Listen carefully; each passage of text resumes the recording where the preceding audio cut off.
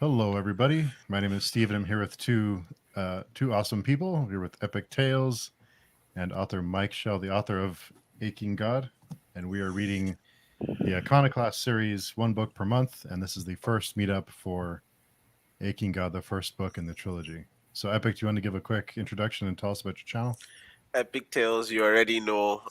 My channel is all about stories, like centered mostly around books, but also anime and animations and anything that has to do with storytelling. So yeah, I am so excited to get this conversation going because I absolutely love this book. Like, if you're a fan of grittier, grounded, like fantasy, epic fantasy, like the original fantasy books that like that made you love fantasy. That is what this book is. I am so excited to talk to Mike Shell today. And yeah, I'm gonna let him introduce himself. Go I ahead, am Mike. Mike Shell. um, I'm the author of the Iconoclasts trilogy, and I've done a good deal of writing for the Pathfinder role-playing game. Um, did that actually before I started writing novels. So Hmm. thanks for having me. Thanks for Yeah. everyone for reading my book. Yeah, no, thank you for coming along and chatting with us about it. Thank you for writing the book to start with. Well, that too, yeah. You're And One like, welcome. thing. what aspects of like your experience working with Pathfinder, like what could you be specific in the aspects of like working with Pathfinder influenced your prose and like how you unfold stories. I don't know that it necessarily influenced my prose. It influenced my understanding of constructing a story Hmm. Hmm. and kind of structuring a story. And it certainly, obviously, flavored the nature of the story that I was telling. You know, I had always been kind of fascinated by kind of a classic D&D setup where people are crawling into old tombs and whatnot, and but wanting to ground that kind of in the real world. Hmm. And so much fantasy, these things, people are attacked by shambling undead and, you know, enormous dragons, and they just shrug it off Hmm. afterwards. And it was, well, this is also informed by what I do for my day job. But, I just think that that's kind of stuff would be traumatizing. And so, I was really wanting to work toward a world that felt real and, grounded in some kind of, I guess, reality. Hmm. Um, is what I'm looking at. So the Pathfinder helped kind of um, make me think a lot about how would magic work in a real setting. How, certainly the government's going to have its fingers in it. They're not going to let people go off and do magic all on their own. There's going to be some desire for the government to control it. And how does that work? What does that do to innovation? Um, and I would think that having access to magic would prevent a lot of innovation. Always so much fantasy that we read seems to be stuck in kind of a medieval or maybe Renaissance kind of a setting, technology wise.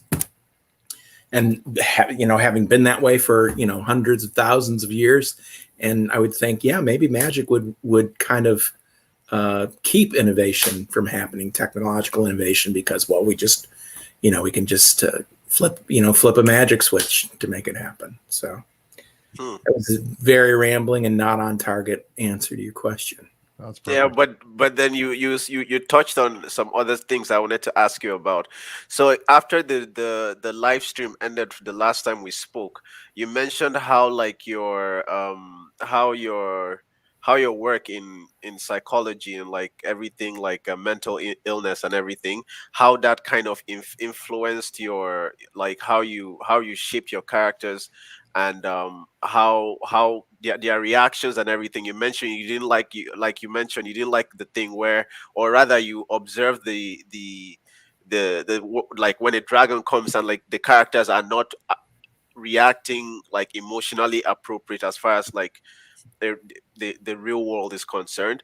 Like how like I noticed that a lot with your characters in the book, and like I loved it. I loved how your characters were grounded. They did not feel like out of reach emotionally. Like I did not have to I did not have to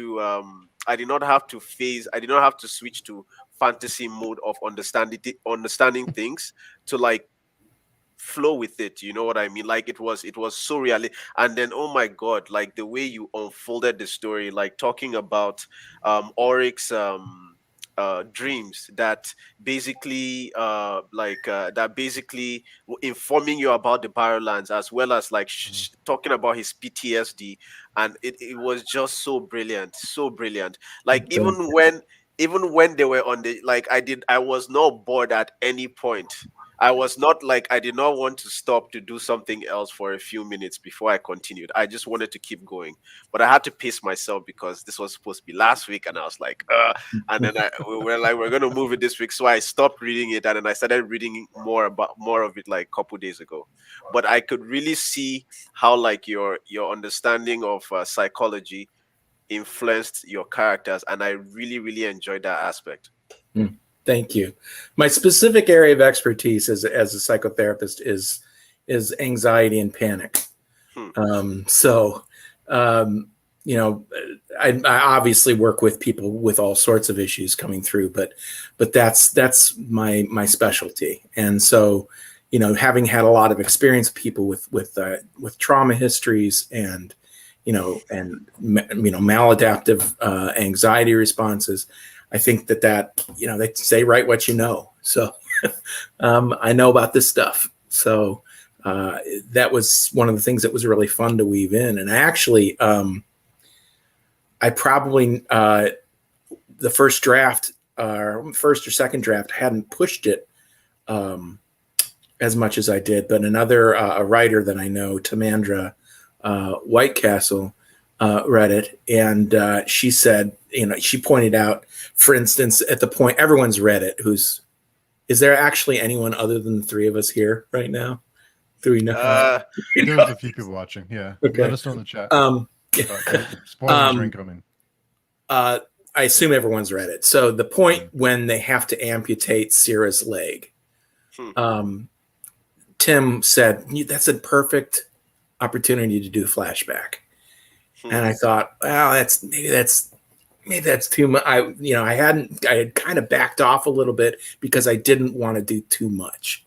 But she said, no, go for it. You need to punch this up some more. So it was thanks to her and some other feedback I got from some other writers that I pushed it a little more than I had originally. And I'm glad like you got that advice, because like I really really enjoyed that aspect. Like it really it was like, so to talk about like his experience in the Barrowlands, and like to talk about that experience and not show like like how it affected him afterwards, would have not like it would have taken something very important in the book that I enjoyed a lot. Thank you. Yeah, it was something that was really important to me. I thought, you know, the book that I wrote was a book that I know I would like to read, and wanted to see those kinds of things portrayed. So I'm glad that did come through. Yeah, just to follow up on what Epic said about not being bored. I was never kind of waiting for something to happen. I thought it was pretty steady the whole way through. I didn't think there was any dips, or the story was always moving along. There was always something happening, and I was always interested in what was going to come next. So I'm glad to hear that. Guys, this is a masterpiece. Like, no kidding. Like, this is a masterpiece. It has my highest praise, and I'm not just saying it because it's here, because he's here. Like, I was talking to Steve before this started, and I was just like, oh my god, oh my god, oh my god. I really, really enjoyed the book. This is the kind of stuff I like, and yes, I also like how like descriptive you were with like the gory aspects of the book.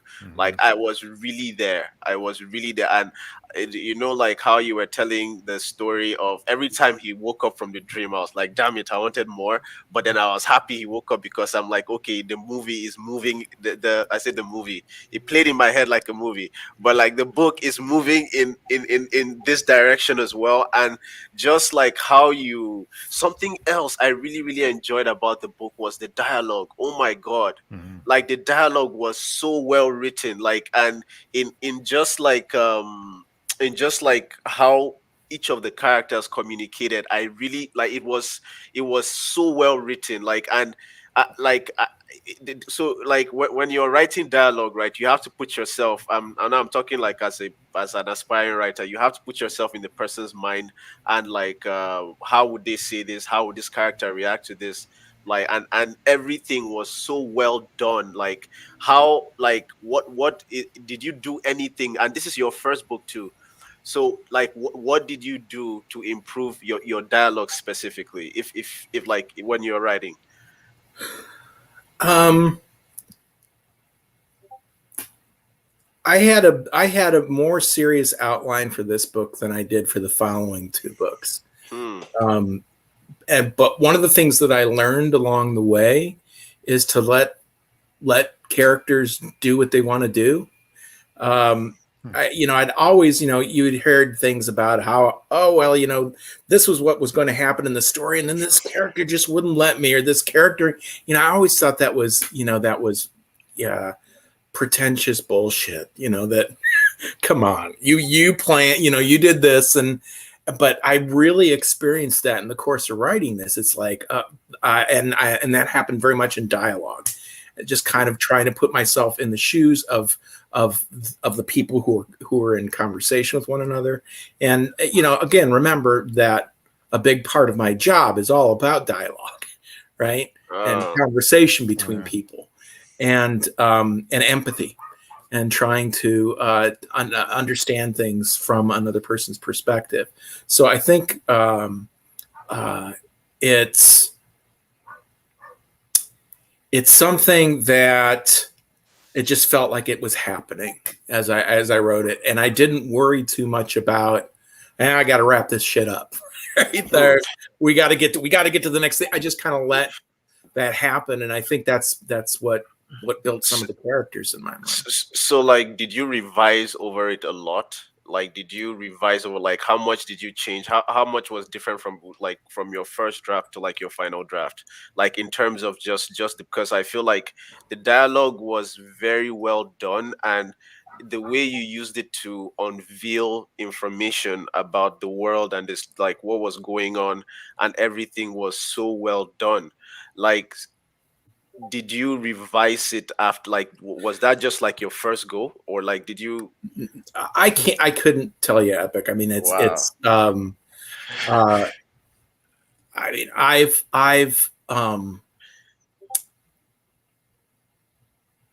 I wrote the first draft of this book in 10 weeks. 132,000 words in 10 weeks. Now this is from someone who for my entire life started trying to write, when I was 13 or 14 years old. I've never been able to get past 20, 30 pages. And just getting bogged down in going back and editing over and over and over again, until everything had been squeezed. All the happiness and inspiration was squeezed out of the thing. And so this was the first time I had ever it just all came pouring out. Every time I sat down to write, it would be, I'd write 2,500 words, which was fantastic. But then I sat on it I didn't sit on it. I continued to tinker with it then for months afterwards, probably about a year. because first I wasn't sure which direction I was going to go with whether I was going to try to pursue a traditional publishing deal, or if I was going to self-publish, and what that would take. And so it went through iterations. There's only one major change to the plot. Little things were added in here and there, and I tightened up some things and put a little bit more when I felt like something needed to be more clearly explained. But I think probably the bulk of it was really just spat out in that 10 weeks. So I thought I thought then that's the way people write books now. So I was expecting the next two to be the same story in it, and they were not at all. So before, because I feel like I've just been gushing so far. But first of all, I 100% agree with Andrew. Like, Auric is such a good character. Auric is such a good character, and like, shout out to Andrew as well. He was the one that recommended this book to me a long time ago before he even did a review for it, and I kept like pushing. I was like, okay, I'll read it. But like, I am so glad he recommended it to me, and like, I read it now. Insta 5/5, man. This guy knows what he's talking about. Like, like, so just give me, yeah. So concerning Auric, right? Like, I know you told me the first time that I don't know if it was, we said it during while we're during the previous live stream or after the live stream ended, but you told me that you said some traditional publishers didn't want to publish your book because, like, they said Auric was too good of a character. The feedback I got, which I think was excellent feedback, was that a New York publisher, which at the time meant a Big Five publisher, is not going to be interested in this title because Auric is too nice. Auric is too nice. I feel like he was really good, but I didn't think he was too nice. I think he was a good character, and like, I didn't think he was too nice. I thought he was grounded. He was grounded. So there was none of because there's a thing where in fantasy books or in books in general where they kind of like elevate the main characters to like Christ level, to like a level where like it's just like nobody actually is this good. And it's like I can't really empathize with a character that doesn't really have like a dark side that is tangible, but like the thing with Auric was that Auric was so grounded that like I didn't find myself minding that he wasn't like an anti-hero, or like I just enjoyed him. And then the moments he had even towards the ending of the book where he was like, oh, now I have this cool sword and I'm not afraid of you, you know the scene I'm talking about, like that was like I felt it, like I was experiencing that kind of thing for the first time, because I was not I completely empathized. I was completely lost in the character. So I agree with Andrew. Like Auric is so well written, and not just Auric. All the other characters were so good. Although I didn't like when this person died. But anyway, I feel like I've been gushing too much. Let me let Steve guide the conversation. But like, yeah. No, as we can, it's an open floor, and don't worry about that, Epic. I just want to get back to so boiled jellyfish is an instant 5/5, and Andrew had a question about what made you choose Simon Vance as the narrator of the audio. He adds so much depth to the already great story. Actually, I thought he was asking if I had goosed Simon Vance. Oh, but yeah, choose, that makes more sense, doesn't it? Well, what happened the week that Aching God came out, it made a little bit of a splash, and that was 100% due to the fact that there were a few other established self-published authors who had gotten me hooked up with some of their beta readers. So I got, like, I think there were a good 30 reviews published within the first couple of days for people who had read the book, before it had been released. So it had some ratings and it got some traction. It didn't, tear up the world by any stretch of the imagination, but it got some attention. And during that time, Phil Tucker, who is one of those self-published authors, who's a friend of mine who helped out with beta readers, put a bug in Victoria Gherkin's ear at Podium and said, "Hey, I think this is a really great book, and it would make a great audiobook." And so that first week I got approached by Victoria from Podium. And, at this point, my hope is, that I'm maybe by the end of the year, it got released in April, I think. Maybe by the end of the year, I will have made my money back and what I paid for an editor and artwork and all that other stuff. The idea of being approached by a company like Podium to produce, and have a real professional do the book. I mean, that was, I didn't even dream of that happening. And she asked me who I'd like to have as a narrator. And I said, well, Simon Vance or Derek Perkins would be awful nice. She said, just whoever you want, just whatever, Yeah, I think the first thing I said was Mark Rylance, because he was the actor who he portrayed not Oliver Cromwell, the other Cromwell, Thomas Cromwell, in Wolf Hall and Masterpiece Theater adaptation. And that's who I saw as Orc. And so originally I said, well, okay, Mark Rylance. Okay, so she said, okay, let's come down a little bit. So, superstar like Simon Vance, who's just, I mean, his narration elevates my prose. Give me 1 second. Yeah. Keep going. Elevates my prose in a way that just, I couldn't be happier. It's just a brilliant performance. So I asked Victoria and they said they got him. And the way it works, generally speaking, for voice actors, is when you sign on for a book, it's more or less expected that you're on for the long haul for the trilogy.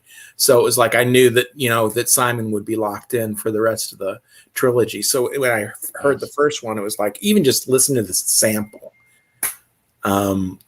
It's like, this is amazing. This is a dream come true.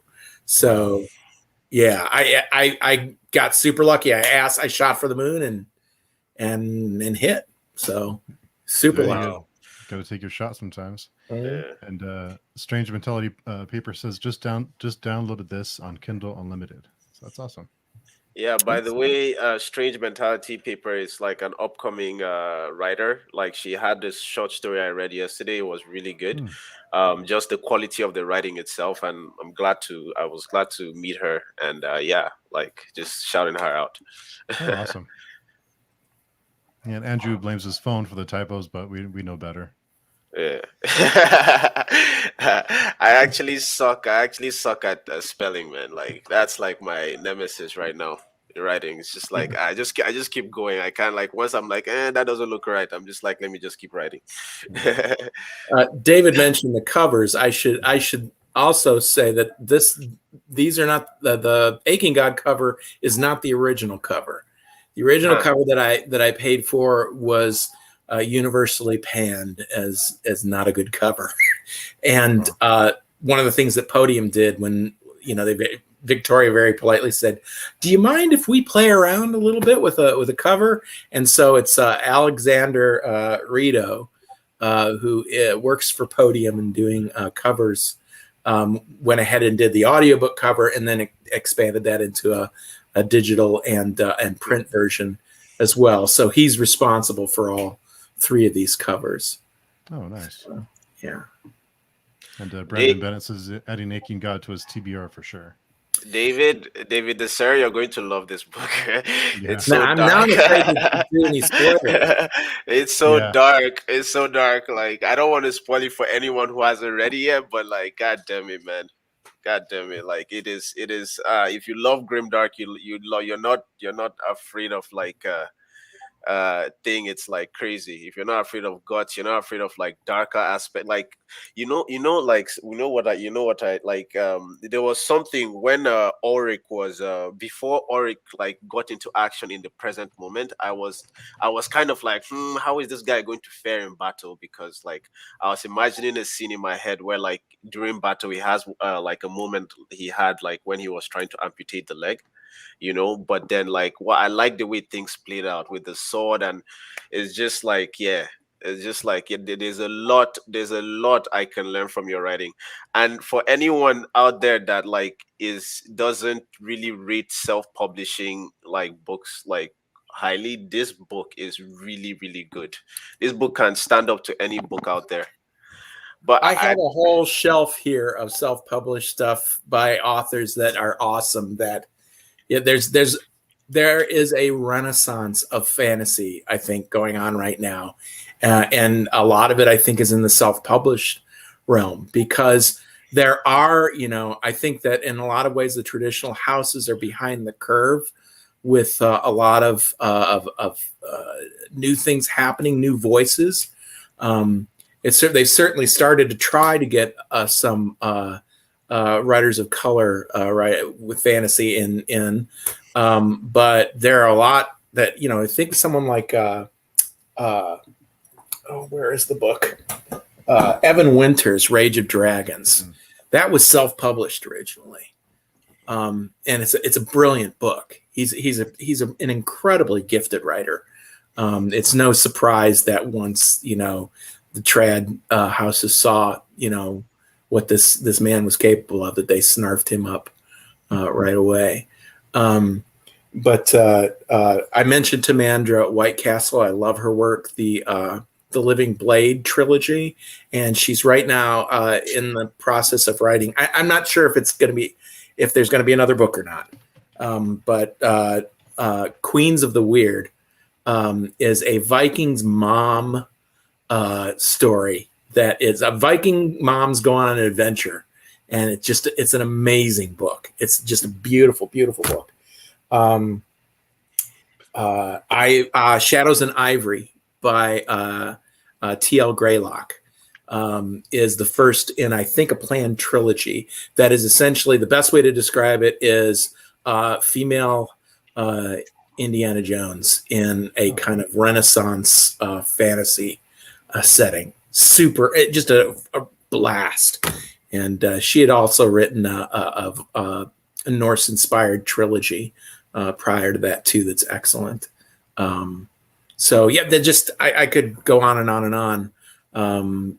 Dirk Ashton's Paternus trilogy, Phil Tucker's. I should mention this because Phil Tucker had a 5-book series, the Chronicles of the Black Gate. Excellent series, and it has just been released in digital format, all 5 in one digital book for I think $5.99 maybe. Whoa, really? Yeah. So it's like, wow. and Phil is a really gifted writer. I've never met anyone who writes battle scenes better than Phil.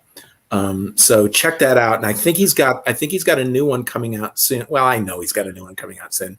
I think he's calling it Bastion. And I've actually got an advanced copy that I'm reading right now, and it's a blast. It's just a blast. Mike, can I say something about you that I noticed like in the first time we messaged you, and this has nothing to do with books, but it's just like something I have noticed about you. Every time like I'm gushing and I'm throwing like light on you, you're always like sharing it, like mentioning this other writer, mentioning that other writer, mentioning who helped you, and that makes me appreciate you, not just as a writer but as a person. Like I noticed it the last time, and I'm noticing it again, and I'm going to check out those books simply because you mentioned them, and I'm going to I wrote some of their names, but then I stopped. I'll just watch this again, and I'll just like go down and check all of them out. Well, I'm from the Midwest, and we're not supposed to get too big for our britches, so that might be a byproduct of that. And plus, just I mean, I have a lot of gratitude. I don't know if some of it comes from the fact that, the first book was published when I was 53, 54. Hmm. So I'm 57 now, and finally have gotten, this trilogy out, something that I had dreamed of, for most of my life. And so I feel an enormous amount of gratitude, and I want to give shout outs to those people that helped me, and to highlight brilliant work. Demi Harper's God of Gnomes. You must go and read it. God of Gnomes. Yes. I'm By the way, curious. she edited my first two books too. She edited Aching God and Sin Eater. Okay. Yeah, she's out of the Wonderful. editing game now, I think, because she's writing. Huh. So Wow. anyway, You mentioned something very interesting to me. Like you said you did a lot less outlining. Well, not outlining. You did a lot less writing Sin Eater and Idols Fall. They were a lot less organized than when you were writing Aching God. So I really enjoyed like the pacing of the book and like the sequence of events and just like how you built everything pre-Bioland and like while things were in the Bioland. So how much outlining did you do for that? Like did you like was it like did you like sit down, think about it and then write, okay, this is how it's going to start and then this is what's going to happen next and this is what's going to happen next? And if that's what you did, then like what did you do different in Sin Eater and Idols Fall? I sat down and wrote the dream sequence at the beginning that opens the book, which, because of course everyone tells you never start a story with a dream, right? And so of course that's what I do. But I wrote that dream sequence, and then I thought of kind of the course of the story, and I wrote a very, maybe 3 or 4 sentences about this is what happens in this chapter. Then the next chapter, this is what happens in the next chapter. So I basically, that was my outline. There are a lot of other writers who are a lot more detailed in the outlines they write. But what I found happening is, I thought that I was going to be more of a plotter that would really kind of have things plotted out clearly. But then what I found happening is that this discovery was going on along the way. That sword wasn't in the original outline. It was in the first draft. Don't get me wrong, but it wasn't even in the original outline. And it ended up becoming so central to the story. I mean, you see the sword on all 3 books, right? The covers of all 3 books has got that sword at its center. And it wasn't, and Sin Eater and Idols Fall didn't exist until I was about 2/3 of the way through the draft of my first draft of Aching God. And then I realized, okay, this story's bigger than I thought it was. And I ended up, some chapters ended up getting inserted where, okay, this needs to happen. That's going to require another chapter. So here and there, I just found things going in directions I didn't expect.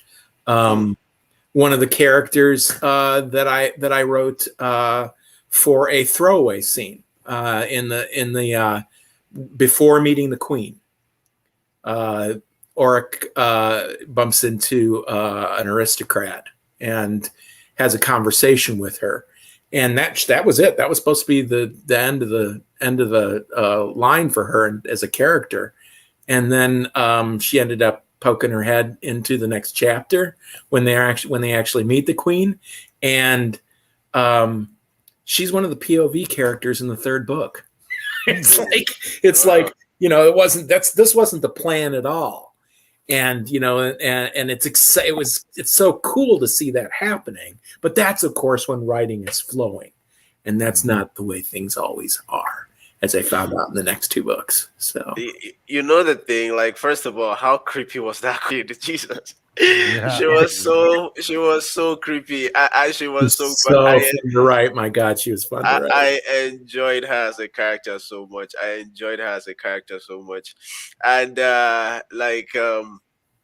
how many more POVs did you add? Because if I remember correctly, it was just Oryx POV we had in this one mostly. Right. Yeah. The Although, first book, it's almost. I think it's. I think it's almost exclusively. I think it's exclusively Oryx Mhm. point of view. Yeah, I think so. okay, yeah, In Sin Eater, there are actually 3 points of view. okay, I don't want to give away who one of them is because it kind of gives away what happens in this book. But Oric is as a point of view in the second book, and then we have another major character, and then this kind of mysterious side character hmm, who we're not really sure what his deal is until deep into Sin Eater. But his is the opening chapter, hmm. which I actually wrote immediately. That opening chapter, I wrote that for Sin Eater. I wrote immediately after I finished the first draft of Aching God because I knew I This is knew this was going to. I'm on a roll. As part of me wishes that I just kept writing because there was a big. I don't know about other writers out there, but I have these horrific fallow periods after after I finish a novel, and not after the draft is done because that there's all sorts of editing and that keeps things rolling. But once it's done and it's published, it's like I can't write my way out of a paper bag for months sometimes. So I mentioned that Aching God, the first draft was done in 10 weeks. For Sin Eater, it took me 10 months to get the first draft done. That is still fast compared to some other writers. Yeah. So Pretty like that's still very impressive. Like And well, I keep don't in want mind, I thought I was going to be writing 3 novels a year at the, 10 weeks here, 10 weeks there, 10 weeks there. I'll take a week off here. Yeah. to. Wow. And, It doesn't work Strange that way. Mentality Piper says, Mike, you should be a sports commentator. You have quite a great football announcer voice. Thank you. And Sorry, hockey is the only sport I care about. I'm afraid I couldn't do that. Brandon Bennett says, Midwest represent. And Boiled Jellyfish, I try to get at least 10 self-published books in a year. Hmm. Hmm. That's, Yes, I'm really I'm really starting to incline towards more self-published indie author type stuff than traditional published, because I don't know, a lot of the books that I read growing up were traditionally published, and depending on the year that a book was published, whether it's fantasy or it's sci-fi, I can kind of see what was like trending to like what the publishers were trying to push at that time. I can even make a video about it. But like with self-published and indie authors, what I'm finding is that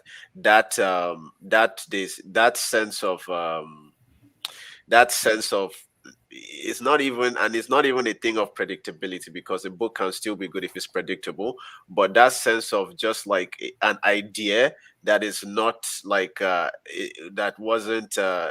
isn't conventional. It could still be you could still like be influenced by like all the books, the traditional books that you've read, but that freedom of writing, that freedom of just like, this is what is in your imagination and this is what I'm going to put out there, is something I'm starting to really really enjoy about like indie and self-published books. And you spoke earlier about like the book having a life of its own, like when you were writing and everything. When I was reading, I felt it like, and when I say that, like, I mean like I was completely immersed in the world.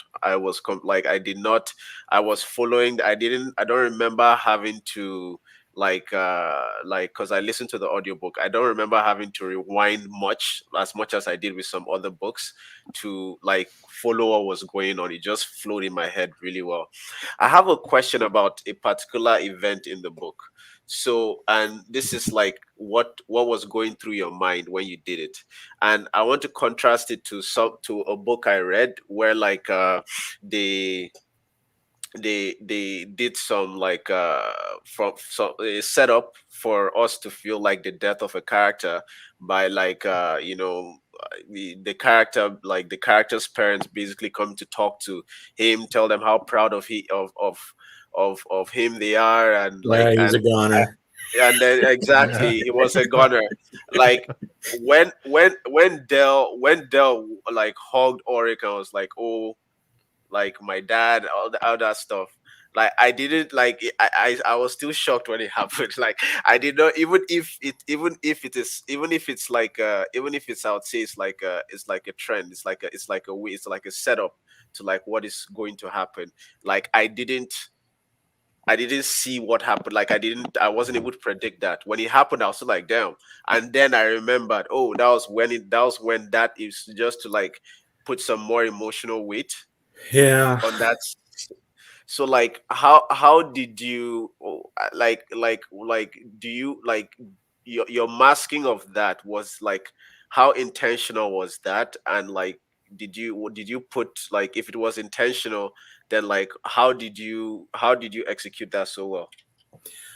Um, I actually debated if that conversation needed to happen earlier, so it didn't feel like exactly as you described, like, oh, someone's gonna die as soon as you read that. Um, uh, but enough hadn't happened. More needed to happen in order for that conversation to occur. And the people were another thing. Some people complained about what went on at the White Priory, like politics, that's boring, and move along. We want to get to the dungeon, right? And I actually that's the kind of stuff fascinates me. That's why we spend so much time fiddling with that. But yeah, I decided that to leave that there. But yeah, I punched that up, knowing that she was a goner. So that was absolutely deliberate. Hmm. And of the characters that almost all the other people in Orc's party are young people, right? Bellic is the only one who's is his age. But it felt to me that he and Dell had the most parent-child kind of relationship, because Sierra is really more of a confidant and an encourager, despite the fact that she's the youngest one in the group. And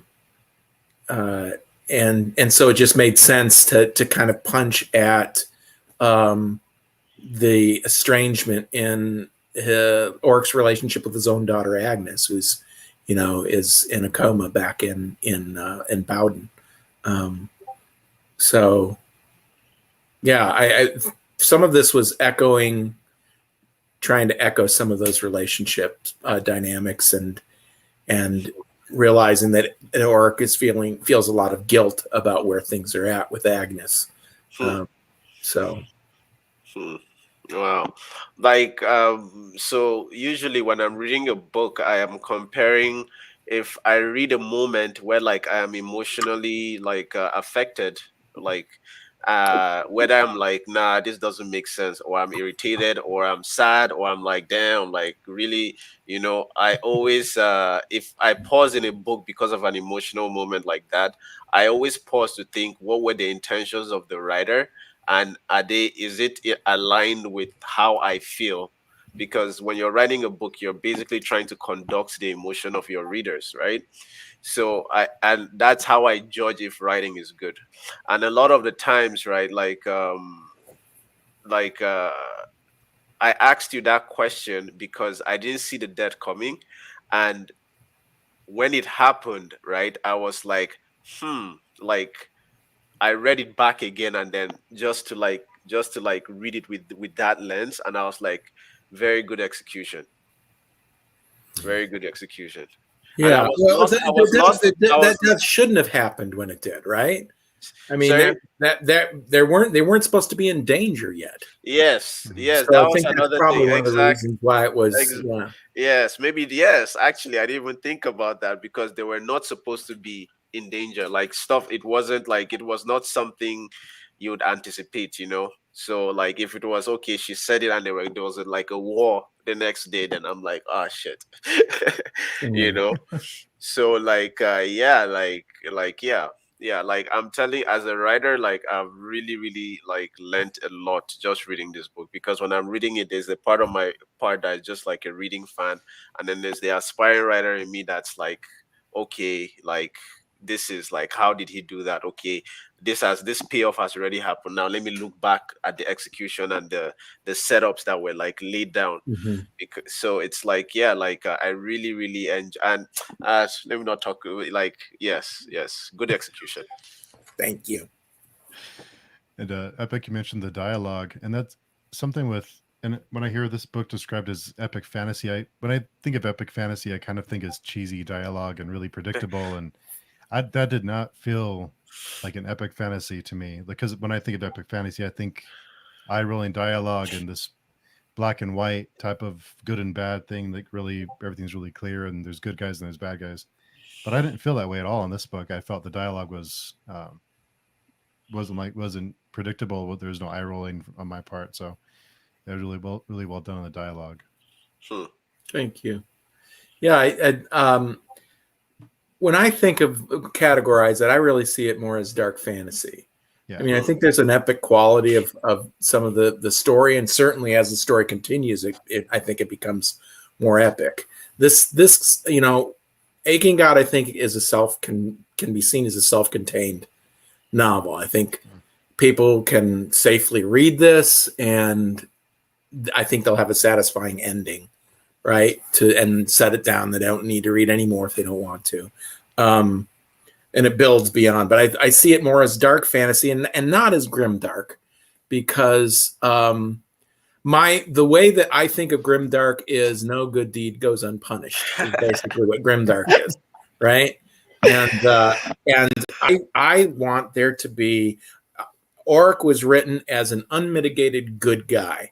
He's a good man, trying to do his best. He doesn't always succeed, but he's doing his best to be a good man and to grow and to be a source of good in the world. And that doesn't So always lead to disaster. so for me, right, what I like about Grimdark is that it makes fun. It's like, it was a genre of fantasy that kinds of makes fun of the tropes. There's no plot armor, there's no, and that is what I appreciate about it, right? And you describe it as no good deed comes to, like, no good deed goes unpunished. For me, right, it's like it feels grounded. So if you're trying to make fun of the fantasy trope where there are armor plots, and you're keeping it grounded, then I don't want you to feel just because someone sounds heroic means like when they lunge at the dragon isn't just going to swallow them. You know what I mean? Mm-hmm. So so even like, with Aching God, I felt, even like, it's dark fantasy, right? But I felt that groundedness with the character. He wasn't like, there's sometimes when you're reading some fantasy books, you get the sense that the writer is writing like some scenes to show how good the character is, right? And sometimes is in contrast to a character, like you're pairing him up like against, maybe he's having an argument with someone that is supposed to be his superior, and the argument is, okay, let's kill everyone, that is like the greater good. And then this main protagonist comes and is like, well, but we can't kill everyone, like, because positivity, and let's just hope. And that's not how stuff works, you know, like so that, first of all, is like this dialogue that doesn't make sense. Then it's like the logic of the character, you can't empathize with it, but you're like, okay, he's good, so let's just go with that. Like, but with Auric, he was so grounded, so grounded. And like, I really like that I read this book, because I was able to actually pinpoint, because I had no problems with Auric as a character. I was able to pinpoint it. But that groundedness that is in Grimdark, I felt it here. But Auric is a good character, and I can see why you would it is dark fantasy and not grimdark. But the groundedness I enjoy in grimdark, I felt it here as well. Okay. Wow, that was long-winded. I feel like I could have said that in like, see, this is how But my this is what writing happens when you hang out with me. is. Long rambling, yeah. But And like, there's yeah, vulnerability there too in Yorick. yes, and it's You know, you don't really realistic. find it. Yeah. It's realistic. He's not written as a Christ type of character. He's not written like as flawed. He has like, and his flaws aren't just dead. Like sometimes, like sometimes when you're reading a book, right, it feels so mechanic. It's like, okay, I want a good character, but let me put flaws so that I can balance him. No, like that's not how it is. Like the flaws have to feel natural as well. You know what I mean? And like just like him having his PTSD, and I feel like the psychological impact of his experiences in the past and how they were playing in the future also, it was something that also grounded him so much as well. And yes, like it's there are so many positive things about this book that I really really appreciated when I was reading it. Thank you. And Mike, have you thought about writing a horror book? Because these nightmare sequences were They were so fantastic. graphic. They're They so were great. so describing the sucking sounds, and oh my god. Yeah. Well, I think that all three books have a reasonably strong horror element to them. And again, I wanted to punch up the fact that shambling animated corpses are horrifying. We're not just, we don't just walk on from that. That's something that scars us, and so I think that I love horror. I've read a lot of horror, and I mean, people probably can feel the kind of Lovecraftian vibe in Aching God, and I'm a huge read just about everything Stephen King's ever written, and Laird Barron, and some other folks that I read. I love horror, so I think I think there's a decent amount woven into this. I think there's part of me that thinks if I'm going to write a horror story, it needs to be in the present day. I'm not sure why, and that intimidates me. I like to be able to create my own world where I don't have to worry about as much about the way the modern world, the rules of the modern world, Yeah. So, wow. Like there was something I was holding on to. I wanted to ask you. Let me see. What was it?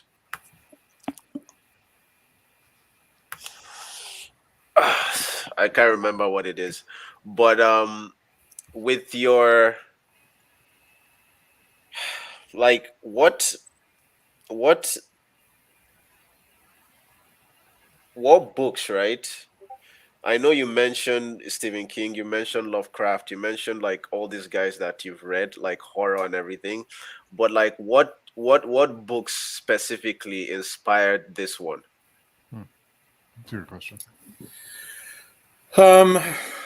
I think a lot of it came from my experience playing writing for RPG and playing an RPG, and my work with people with panic and trauma.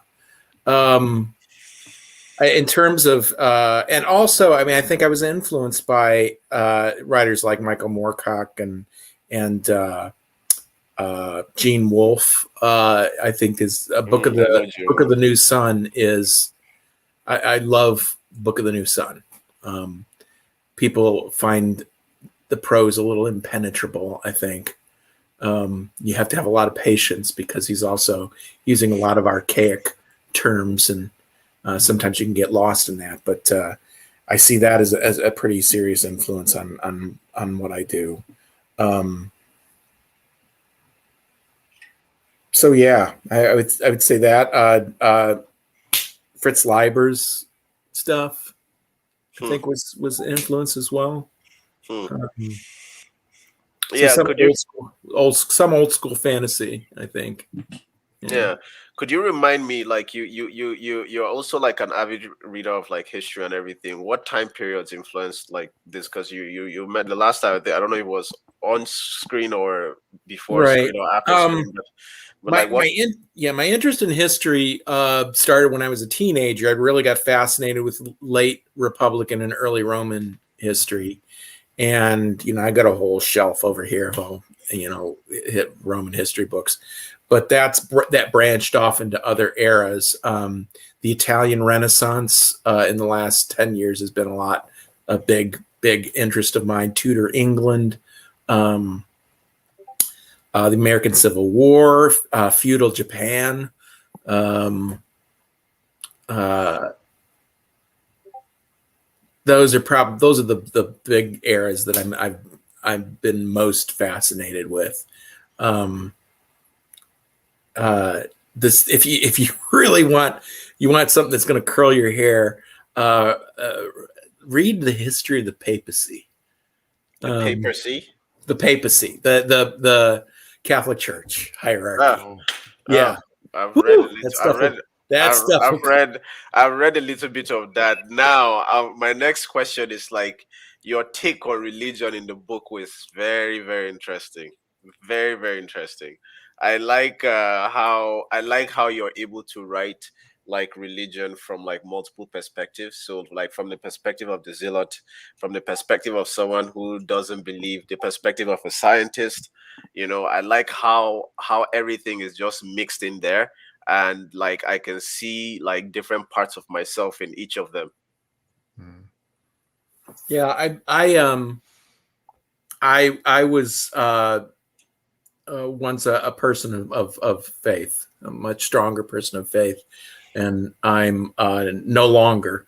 But I certainly have a lot of empathy for people of faith, and certainly support people in their beliefs if it helps them to live healthy, good lives. Um, so that stuff, but despite the fact that I'm no longer a person of faith, that stuff still really fascinates me, and how it impacts uh, cultures, how it impacts people the behavior of individual people. Um, our Hmm. beliefs guide a lot of the choices that we make. So I think that if there are gods in the world that really are, we can tangibly see their impact on the world, right? um, an atheist in aching God is someone who just doesn't believe that the gods really give a rip. That they're doing their own thing, and all this this worship thing is it's a waste of time. So it's Hmm. not that they disbelieve in the existence of gods. I think they disbelieve that the gods have any real interest in humanity. Hmm. Um, That's like so, agnostic belief. That's an agnostic belief. Yeah. yeah, Yeah. yeah. Or you think of the alchemist Lumari. Yeah. Yeah. Yeah. Um, she's definitely someone who's like, I don't have time for this in my life. I've got other things. Yeah. I got bigger fish to fry than trying to figure out what the gods want. I know. I love when she told the old blind guy, "Yo, stop speaking in riddles, man. Give it to us straight." Yeah. Like, I don't have time for it. And when what's his face?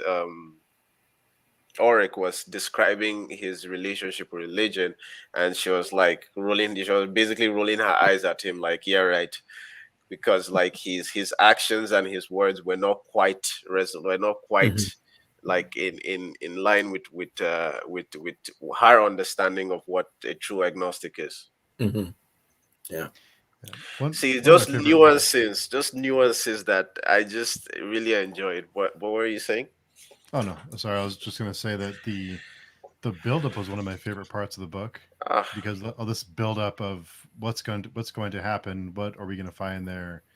We need to find out what these other people experienced and why are all these things happening. That was my favorite part of the book is the buildup because it wasn't yeah, just okay, let's go there and be heroes. It was this is you yeah, felt their anxiety and their fear as we got closer every step of the way. Yeah, and that's again, and you know, to each his own.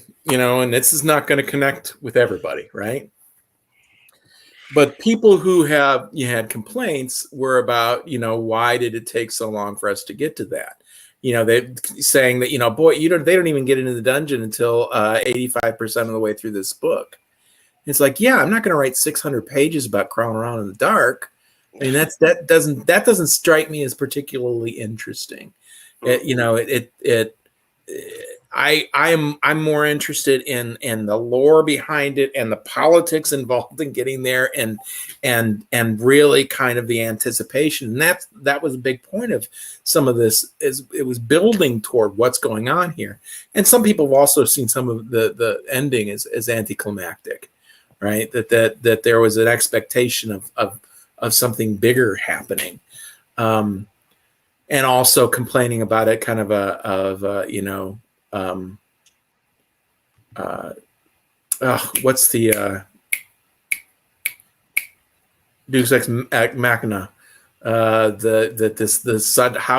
they just got this sword popped in that was exactly what they needed. That's just a little too neat, you know, and you know, keep reading. You know, you know something I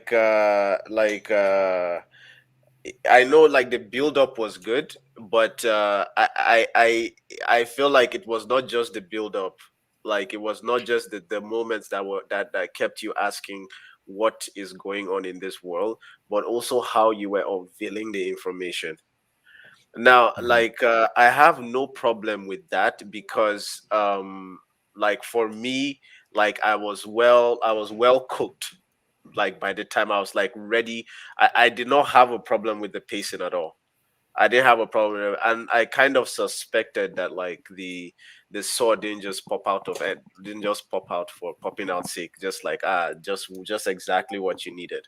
You know, like if I have to guess, you know, like and don't tell me if I'm right or if I'm wrong, but I would say the first time he went to the Barrowland, like he was actually marked. You know, he was actually marked, and like when he came out, like and everything, like the thing was still kind of haunting him. So it wasn't. It was kind of like set up for him to not set up, but like there was like a bigger hand like controlling the events as far as like because why would like the duke that gave it to him was kind of like going crazy. You know, it could have been like an effect of the sword, and like trying to find like its rightful like the person to wield it, and it's kind of like connected to like the fact that Auric was in the Barland before, and some kind of like weird connection here and there. But like I did not like I trust the way you unveiled information and the way everything else happened in the book. I already trust you as a writer to like I didn't even think of it as a problem. You know, I just kept reading. You know, so I you think, said yeah. Just really quick. One thing, Epic, I know you'll agree with me on is that there were no info dumps. I There didn't were feel no like there info was ever dumps. an info dump. So that's Not There were, everyone agrees with you. no, no, no, no, no, no. There was, 140 there was, there was exposition, but no, it wasn't. I won't call it an info dump. Yeah. An info dump is like just like you just throwing up like information, and then to a certain level, this is where it's needed to, and you just keep piling up upon it, and then like you're in the meantime you're out of your characters. And now the people that say that haven't read enough books to make that comment. Like, are you kidding me? Like but my point is no this because it's and so you said you were not going to write like you said you were not going to write like a 600-page book, like where it's that is just like crawling in the dark and everything.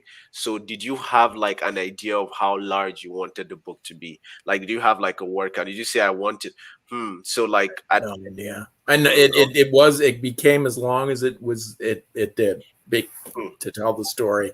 So yeah, I had no idea. Again, this is my first novel. Who knows how long these things are supposed to be. You know, and I know fantasy books tend to be thicker, but I think they tend to be thicker because you're building a world in a way that in a lot of other fiction, you don't have the same level of responsibility, right, for creating the entire world around it. And something else. I feel like for the people that didn't appreciate how long all that, maybe an advantage I have was because I read Barrowland. Because in Barrowland, okay, would it be counted as a spoiler to Steve? You know what, I won't talk about it, but like there were questions that I wanted answers to there that I got in this book. But in this book tells you what happened. Barrowland showed you what happened, like showed you at least, like, right. Okay. What I would really recommend, Steve, what you should do right now is pick up the Lost Lore collection of short stories, Lost Lore. And there's a story in there. The story Epic's referring to is in there. It's free. So it won't cost you a dime.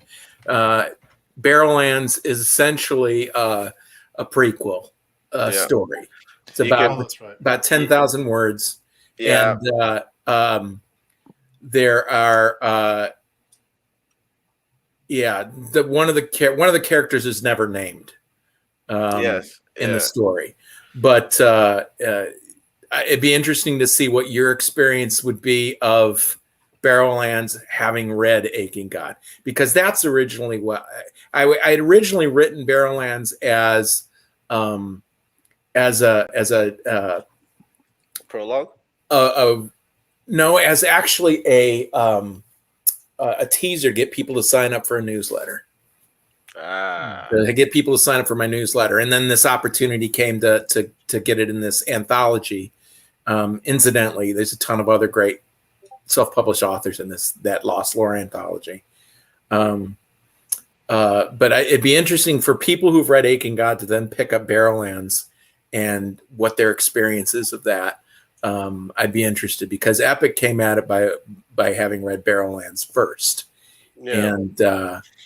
And I know you were advising we read Aching God first. Why? Because I feel like I kind of I don't know if because when I read the effect reading Barrowlands first had on me was that the dreams were a lot more interesting. Because in my mind I was like, okay, right, so so it's like but why did you want people to read Aching God first? Because I know you said maybe because that's how they were written. I wrote Aching God first, and then Barrowlands came afterwards. And because I wanted to answer some questions for people of what did it look like. And I don't want to give any more away about that. I mean, I think, read Barrowlands. And incidentally, it's available as an audiobook too, with Simon Vance like doing it. Steve, the audiobook is like an hour. Yeah, maybe about an hour. Yeah, it's not like So, you can do it like you can read it like that. Yeah, I don't know if you'd want to spend a whole credit on an hour, but Simon Vance is awesome, man. He does a great job with the short story too. As you guys are talking, I just got the Kindle version, so nice. There we go. Yeah, Nice. and then what I'll have you do then, after you guys read Sin Eater, I'm going to have you read a short story. I would have you read a short story in another collection called Heroes Wanted. Also, digital version is free. And the story in that is Final Word. And it is a character from Aching God who makes an appearance again in Idle's Fall. A fantasy anthology. Yes. Heroes Wanted. Yeah, and I'll post all the links here when we're done. Yeah. I was very I was very, like I liked each and every one of the characters that went on the journey, like at the start. And yeah, like I was not disappointed in a critic kind of way, but like disappointed when like one of them turned out to be like like betrayer, like when Mhm. I forget their names, but like when that dude Mm. betrayed like the crew. I found him hilarious. I found him absolutely hilarious, and there was a story he didn't tell, but like the way you describe it, he just told like the premise of the story, and then the time skip, and everyone was laughing. And Mhm. I was hoping you could tell us with the story if you ever wrote it. My guess is that his story is bullshit. That Yeah, didn't happen, of course, of right? course. I think it But had something to do with like he said he had to kill two of the giants and seduce another or something like that. Yeah. yeah, And I was just like, what? yeah. I mean, actually, right now I am.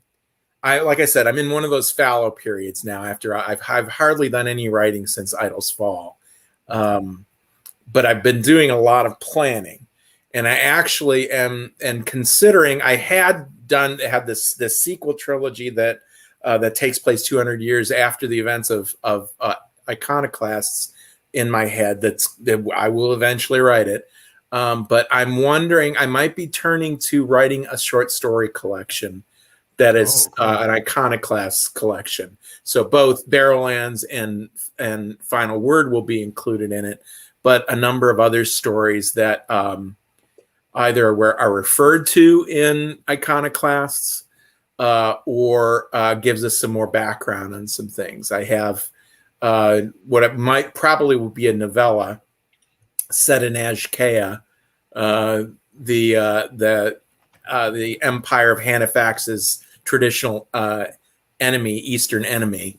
I've got and a couple of other things. I think that there's a mention of the tale of Dr. Phryxes not just being a stage play, that it was a real thing that happened. That another short story that I plan on writing. So I might be doing a collection of short stories, and the tentative title of it Epic will probably appreciate it since he's read Barrowlands, but the collection would be called Hold Tight, My Beloved. I think I know what it's. I think I know what it is. I don't want to spoil it for Steve. But Yeah. a question. So I know that like anyone who reads Aching God and loves it as much as I do, or like loves the book, is gonna want to read Sin It Eater. Now, Aching God, right, has one POV, right, and the character work is absolutely insane. Like, um I've read another book, Blood Song. I don't know if you read it, but that's a really Anthony good book. Ryan. Yeah, really Anthony good book. Ryan, Blood Song is a really good book, and he also had one POV, and he wrote one of like the most badass characters in fantasy, as far as I'm concerned. You know, um, in the next book, he had multiple POVs. And even if the character work was still very good on each of those POVs, a lot of his readers complained that they missed it when it was just like the main character, because just like switching things up like that was jarring. I already like the fact that you said you did less planning. I like when you did less planning, which is like good direction. But something Anthony Ryan also did in his second book is that he did a lot more planning, a lot more plotting, in contrast to the first book that was just very character based. So like, Mhm. have you gotten any complaints about Sinita like that? Yeah, Mm. absolutely. I mean, Hmm. um, yeah, some people really enjoyed spending an entire book in one person's head, and there are certainly advantages to telling a story that way. And the Aching God, I think that was the way that needed to be told. But the rest of the series is bigger than Auric, Hmm. and his point of view wouldn't be sufficient to tell this story. Hmm. Um, so part of the thing when you get criticism of a book, some of it you take with a grain of salt. part I take with a grain of salt is the contradictory feedback. Like I have people who praise the characters, and just get feeling like they were very well written, really got to know these people. And then other people saying who read Aching God who said that, Auric was the only character you really find out anything about. Everyone else is a two-dimensional, caricature. And so when you get feedback of both things, you look at that and you're not really sure what to do with it. And the conclusion I've come to with some of this is that some of this stuff is just not gonna. Some people is just are gonna bounce off of it, and there's nothing I can do about that. And it's got to be okay. For those who have been disappointed in just Auric-centric kind of story, that's because they have reacted, I think, to the other major voice in the second book, that it's a very different character, and again, it would be a spoiler to say who it is, but people say they found this character annoying or immature, and it's like, well, yeah, the character isn't a 51-year-old knight. It's someone who's much younger than that and much less experienced, and still coming to grips with some things. Of course, you're going to find this person annoying at times. But there are a lot of people then who really resonate with hearing more voices and getting deeper into you get deeper into the politics and the religion of the world, and just kind of seeing where this thing is headed. So yeah, definitely some people complained about that. But I don't think I could have told Sin Eater the same way the Aching God was told. And Idol's Fall, there are even more points of view. And and there are some complaints about that. Right? And for me, it was like, it's just ramping up because the story is getting bigger. It's a natural progression. It's a natural progression. It's I mean, like if you're going to expand the world, like you because you said you didn't even realize how big it was going to be until you finish Aching God, and you're like, holy shit, it could get even bigger. And of course, like I think it's a very natural progression. So I don't necessarily have a problem with that. It's just like it's good to know. It's good to know, because when I read Blood Song, like I got that feeling, like, and I was like, I still really liked the characters, but then I was by the end of the trilogy, I liked somebody else more than I liked Valen. Which after I read book one would have probably been impossible. But yeah, like I'm looking forward to reading. I'm really looking forward to reading the next couple of books. Now, there's something I find about trilogies, right? That I do not necessarily. I don't know how I feel about. So a lot of well, we're not on Idols 4 yet, but usually on the third book, right? There's okay, this is the last book. Everyone knows this is the last book. Everyone knows it's going to end, and then things become a lot more predictable, because you're in that mindset of, okay, now the writer is trying to like tie up all the plot ends, and then when that happens, it's easier to see the plot strings, easier to see the setups and everything. So is that something you are aware of when you were writing, or is that something you just like you just wrote the book? What I've liked about this story is I think that there's some really surprising turns and twists that happen. In Aching God, the twists are about finding out what happened on that first expedition into the same place that they're going into, and that things happen very differently from what what their understanding was. the twists in Sin Eater and Idol's Fall, I think, are a little more epic in scale. And when I see someone saying, you know, it was predictable, my reaction is to say, really? This is what you predicted was going to happen? Because I sure as hell didn't know this was going to happen when I started writing it. So, you know, I had some ideas of where this was headed, and I knew the grand, you know, the grand resolution of this, what it was going to look like. I knew where the story was going. It's not, I don't want to give the impression that it was just this meandering, and I just had this sense it was going to be a trilogy. No, I knew what was going to happen in each book, in broad strokes. But a lot of the twists that ended up happening, no, that was a lot more organic. And I think that most people are going to be reasonably surprised by when they read the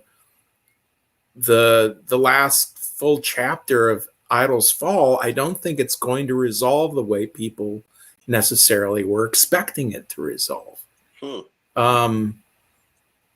And you know, looking at where the characters started, and that's the other thing, and people talking about character arcs and who grows and who doesn't grow, and people have different opinions about that. And I think I'm old enough and I've been around long enough to be able to just say, you know, I have written these books, and they are released into the wild, and people are going to do with them and interpret them the way they will. And they'll say that, you know, I didn't even get to know any of these other characters. They're all two-dimensional. And other people will say, oh man, I really felt, you know, even though it was one point of view, I really felt like I got to know. Well, who's right? Well, yeah. You know something I read in a book that like helped me like get the courage to even like start putting out my work and write a couple short stories here and there, is that it said something about like when you it doesn't matter what kind of art you're doing, like writing is an art by itself. So like I'll say it in context to writing. So once you write a book and you put it out there, it no longer belongs to you. It no longer belongs to you. You can, it's like you can't really like your like the enjoyment of being an artist is not from it doesn't come from uh feedback. Validation is very good to get when you get it, but your fulfillment as a writer is when you're is when you're actually writing, you know. And a good mentality to have is that once I put it out there, it doesn't belong to me anymore, because everyone is going to everyone is going to come with their expectations, and everyone is going to come with like they are going to probably imagine it different, you know. Their tastes are going to be different. So it's like I don't really care what like I don't read a book off like reviews on the internet where it's like, because there are some people that literally, like I told Steve the other day when I started my YouTube channel, a so-called friend of mine carried my YouTube channel and took it to a website and paid people. He actually gave people money to like drop hateful comments and dislike. So my first video was bad 100%, but like it did not deserve the amount of hate it got. So I don't really like, I would get a review from, I choose my books based on like based on who I trust. So I trust Steve, for instance. If Steve says this book is good, he tells me it's fantasy, he tells me it's grimdark, it's on my TBR, and it's high up my TBR, you know. So there are two things you said I'm really excited about. First of all is that you said that you are surprised. Some people said it was predictable. Now predictability is not even bad if it's executed well. You know, it's not bad if it's executed. That's first of all. And second of all, is that like the fact that you said you'll be surprised to see just read Aching God. Can't wait for the next one. Yo, man, I appreciate it, but like and something else is that the fact that you said even you're surprised that people saying it's predictable because of how you wrote it. So I'm actually even more curious to read it and see what how things resolve.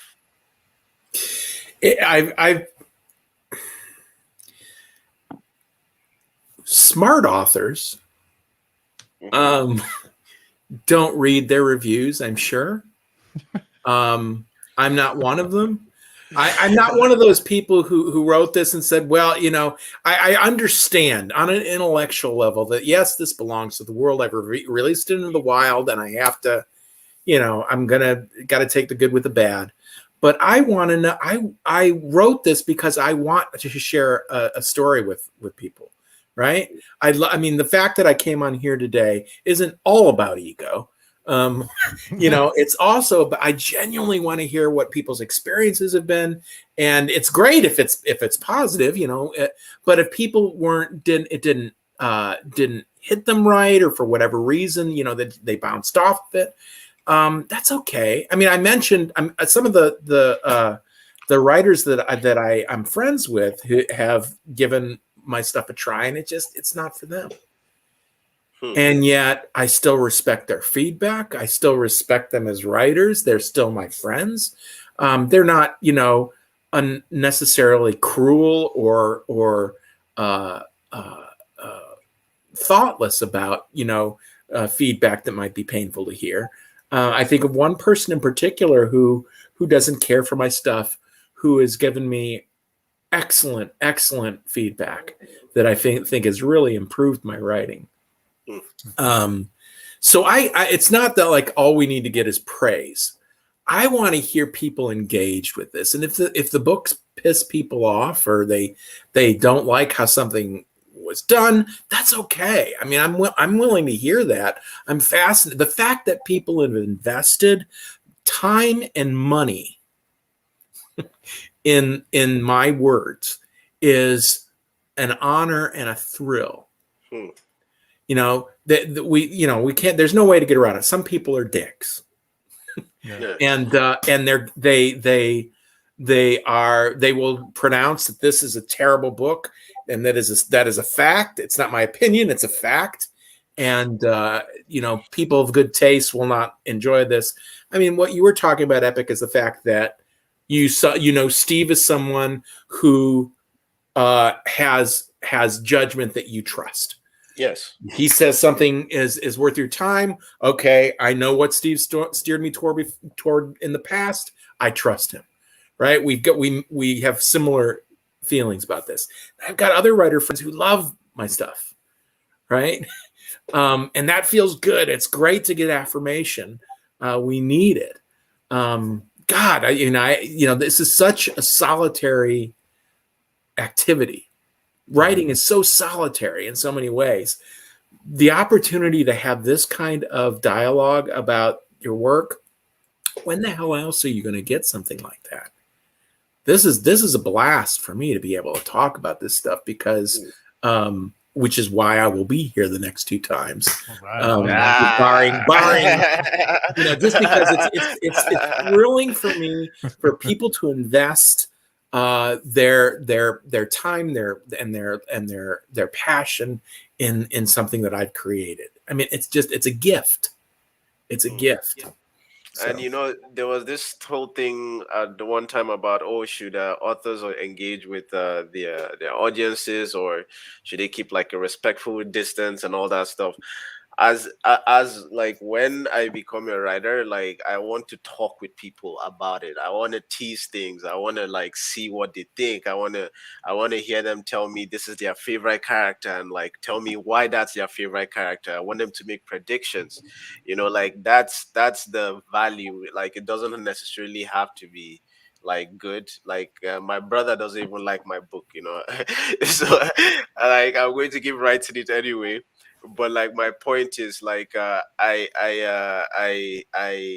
100% understand where you're coming from, like that, like, because when you're writing it, you're by yourself, and you're trying to like express yourself, and you're working on your prose, and your has the story, does it make sense, or do I need to change this part? Like, it's only by yourself, and then you get feedback here, you get feedback, negative, positive, negative, positive. You pick and choose which, and then I've got some like great feedback from someone that only reads YA, for instance.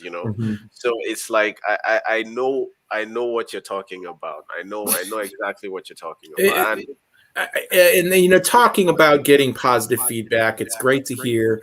But now and again, you'll get something like Sarah Chorn is self-published fantasy author and also has a review blog, and she really liked Taking God, and her review was just music to my ears because it was one of those reviews that said yes, she got exactly what I was going for, right?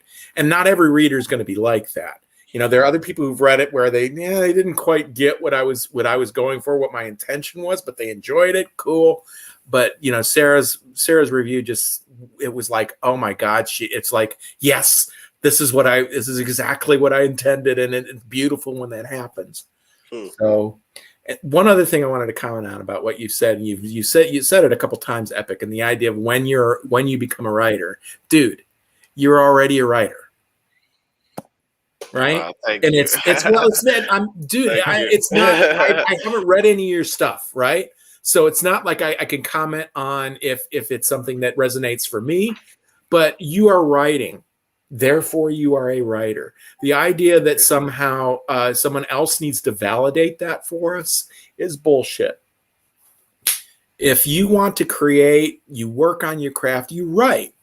You work on your craft. Hopefully, the idea is I don't stop growing until they put me in the ground. That I am going to learn and become a more interesting, better person as I go, and I hopefully my writing improves and from book to book.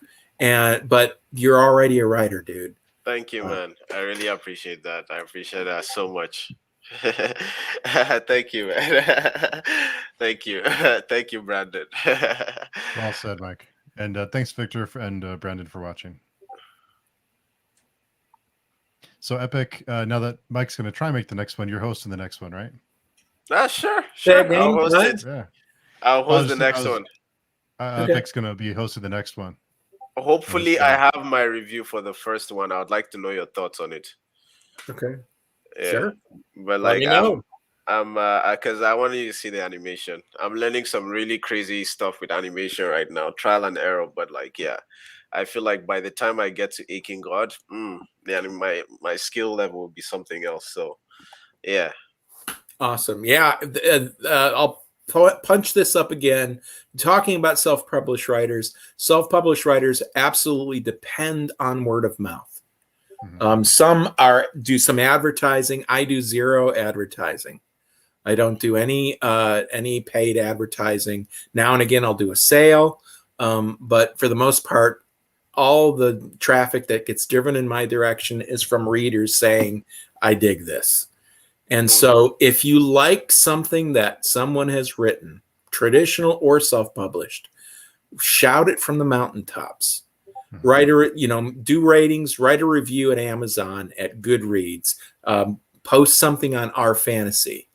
Your people's mileage vary, but I've found that when I see an uptick in sales when someone posts something to Our Fantasy, they dug it. They post, hey, people read this book, and it's like sometimes I'll be looking at my book report, which is an app for tracking sales for on Amazon, and I'll see, oh wow, what's happening today, and sure enough, I'll find that someone posted a review somewhere, and people are responding to that. So that's definitely a way to kind of influence what's being read by whom and what word is getting out. Writers depend on readers. How's that for a bit of wisdom?